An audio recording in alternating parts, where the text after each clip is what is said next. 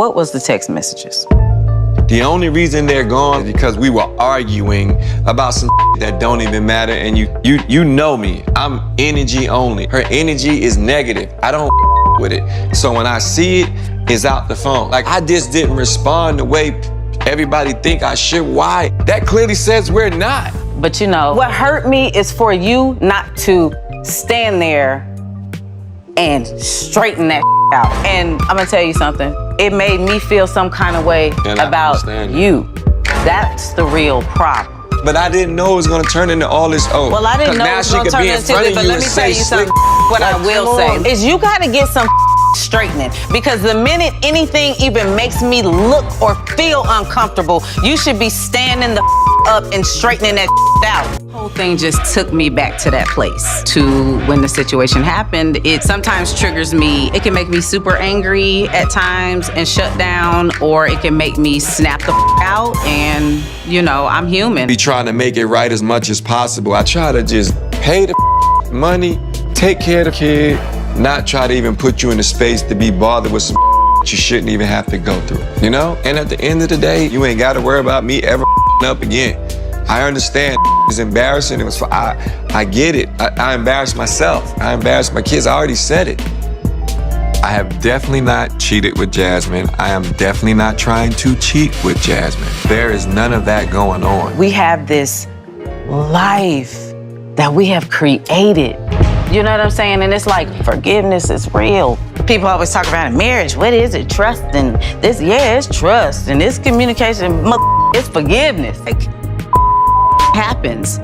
When you've been married for going on 25 years and been in a relationship with somebody who you've lived your life with, you got things to think about before you throw everything away.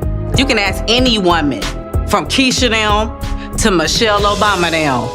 Ask Beyonce. In the darkest times, hope and strength can prevail. And I think about like our life and oh my God, so much good times and love and fun, and to sit here and think like, wow. Yeah. And for this to be thrown away. Good stuff, all the work. We do us, it works.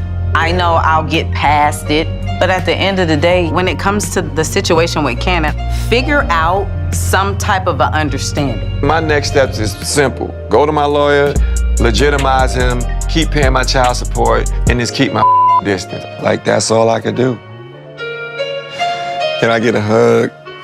Cause you ain't been living with me, you've been back by yourself. When I'm supposed to come over there, you better come get it. I humbly apologize for my I am sorry. And I thank you for riding with me. And, you know, somehow, some way, we'll make it right. As a businessman, a family man, and Rasheeda's spouse, Kirk Frost had always been a man who flourished in the background. Kirk knew how to keep things smooth on the outside, even when they were far from it on the inside, but that was about to change. It was a Thursday afternoon when Kirk first received the message.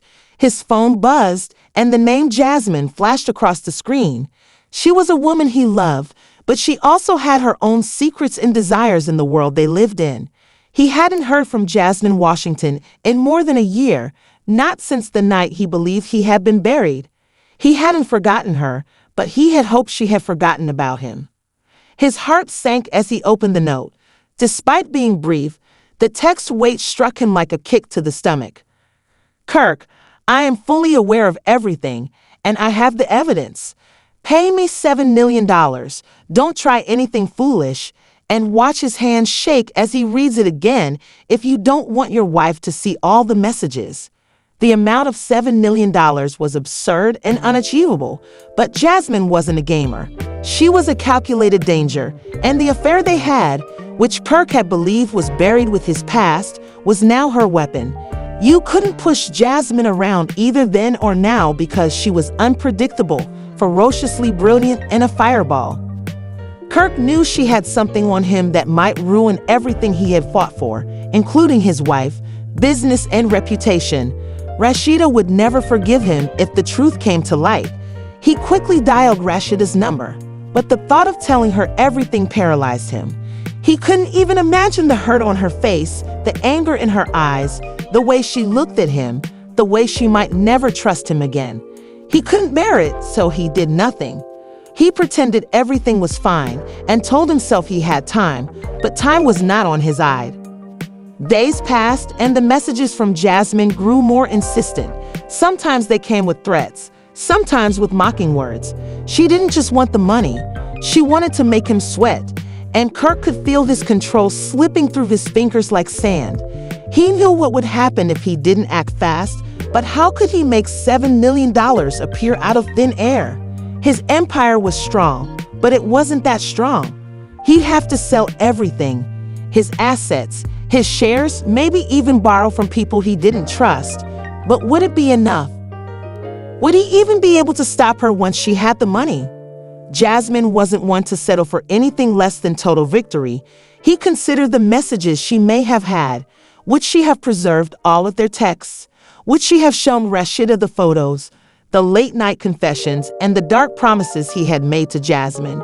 Although Kirk had always been adept at keeping secrets, there was always one that he was unable to fully bury. Rasheeda, the only person who had always supported him, was his love. What would happen to her if Jasmine destroyed their family? Would their marriage be able to withstand the truth? The fear kept nudging at him until it became overwhelming. Kirk met with Jasmine in a covered setting. She looked much like the last time he saw her, poised and confident, her eyes glittering with the knowledge that she held the power in this talk. Kirk knew what he had to do.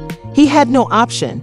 As she swirled a glass of wine in front of her, Jasmine added in a cool, even amused tone, "That's the price. It's not personal, Kirk. It's just business." Kirk's voice was firm, but his thoughts were racing because he couldn't afford to exhibit weakness, and he could feel his wrath mounting. Jasmine grinned and said, "I think you know the answer to that. You and your wife both know the price of betrayal. What is more valuable to you, your marriage or your empire? You don't have to do this, Jasmine. You can simply put it out of your mind." "I'm not the one with the issue," Kirk said, clenching his fists beneath the table. "You had the option to leave, but you chose to stay, and now you're responsible for paying that $7 million.